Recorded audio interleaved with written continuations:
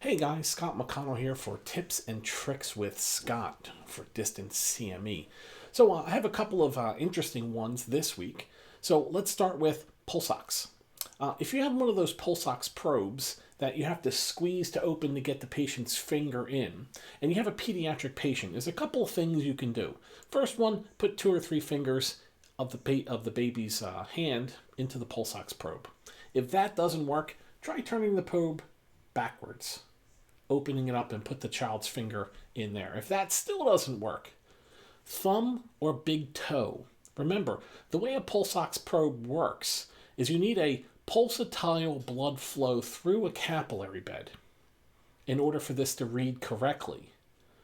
Now, I'll tell you, working in a pediatric ER, one of the best things that I've ever learned is when you want to get an accurate pulse ox on a screaming child, take their sock off, put the pulse ox probe on their big toe, and then put their sock back on.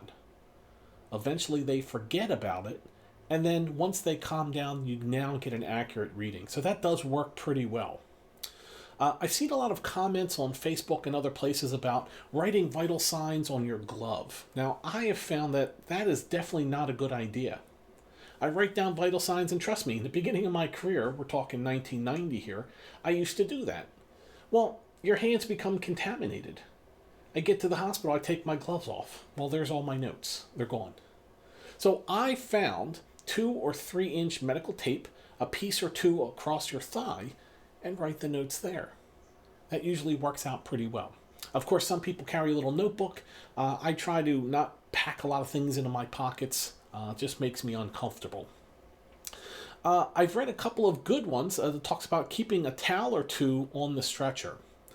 Towel on the head is great when it's raining outside. You can put the towel over the patient's face so they don't get wet, and a towel over their feet so when you lift them into the ambulance, you don't have their feet on your shirt, making footprints on your shirt. So that's a great tip there. I've also had other people say, well, we make the stretcher so there's a tucked in piece at the bottom that you can just untuck and fold over their feet. That works well too.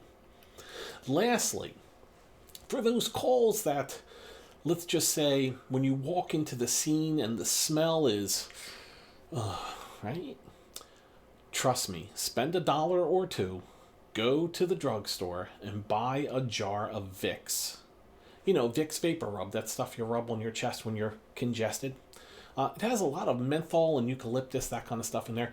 If you get to the scene and it's just horrendously smelling, a little bit of Vicks under your nose, and that will actually cut a lot of the smell out, because all you're smelling now is that eucalyptus and menthol. So that really does help. Hey guys, once again, Scott for Distance CME saying, hey, happy holidays, Merry Christmas, Happy Hanukkah, a joyous Kwanzaa, whatever it is you celebrate it with friends and family. Take some time for yourself. Guys, Scott for Distance CME saying, hey, why don't you check us out? Easiest way to research.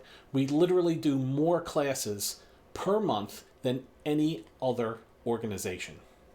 Easily. Take your time, finish your refreshers, finish your education, get recertified without missing any time from work. Guaranteed. www.distancecme.com. Check us out, guys. Hey, check us out on Facebook and on YouTube as well. Take care. Happy holidays.